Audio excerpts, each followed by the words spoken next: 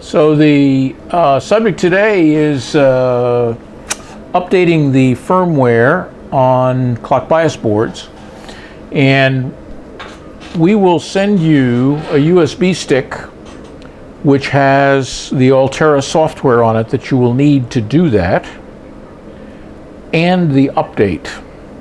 So the USB stick will look kind of like this one here.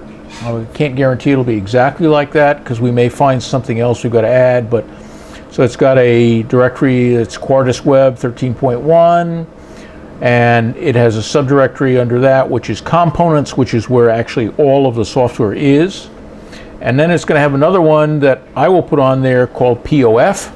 That's what Altera calls the files that contain the data that you actually program. So when you get this, you will, in the top level here, you will find a batch file called setup. You will run that batch file, and that will install the Quartus software.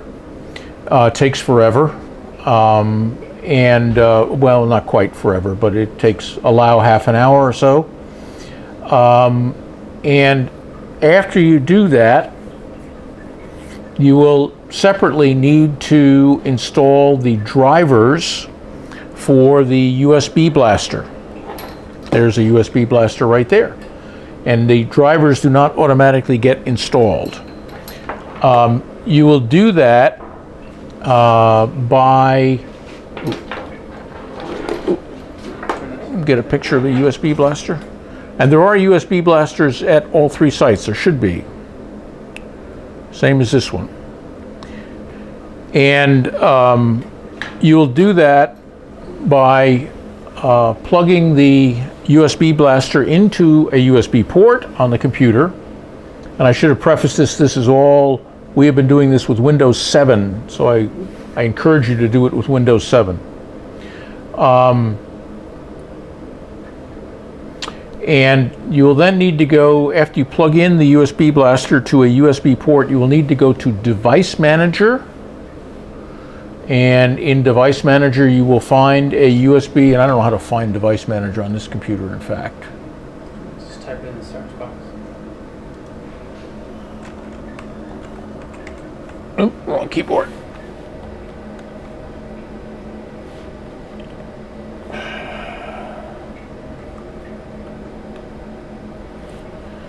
Go to Device Manager.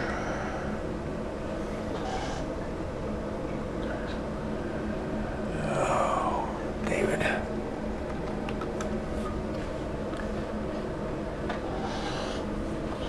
And in Device Manager, under other devices, probably unknown device, maybe. Oh, actually, well,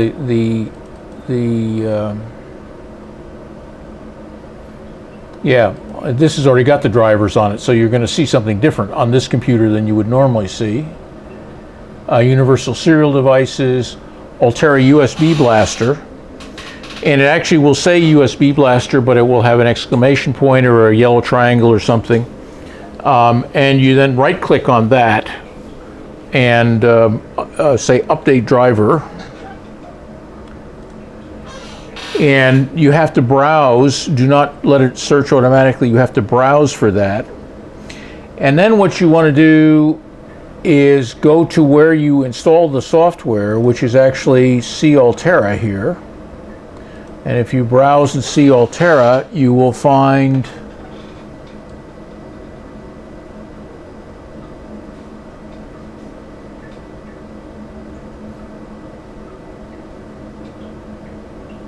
oh, I didn't get Altera, did I? In Altera, you'll find 13.1 down here somewhere, and Quartus, and drivers, and USB Blaster, and highlight USB Blaster. Do not choose, the trick here is to not choose one of these X64 or X32. It requires both the 32-bit and the 64-bit drivers, and so you stop there and you say, okay, I'm not going to do that because I don't want to reinstall the drivers on this computer. Well, actually, I could probably say OK, and it appears up here. And so you stop at that level and then go next, and it will install the drivers for you. And you have to do that. There's no way around it as far as I can tell. So get used to Device Manager. Anyway, at that point, you will have Quartus 13.1 installed, which I have here, the web edition. And it won't be in a nice folder like this. You'll have to go to Programs, and you'll find it there. But it's Quartus 13.1 that you're looking for. And you start that.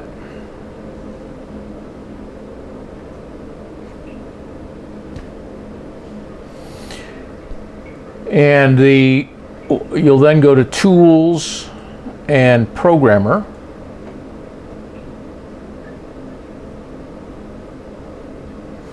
And it comes up saying no hardware, and so you do hardware setup.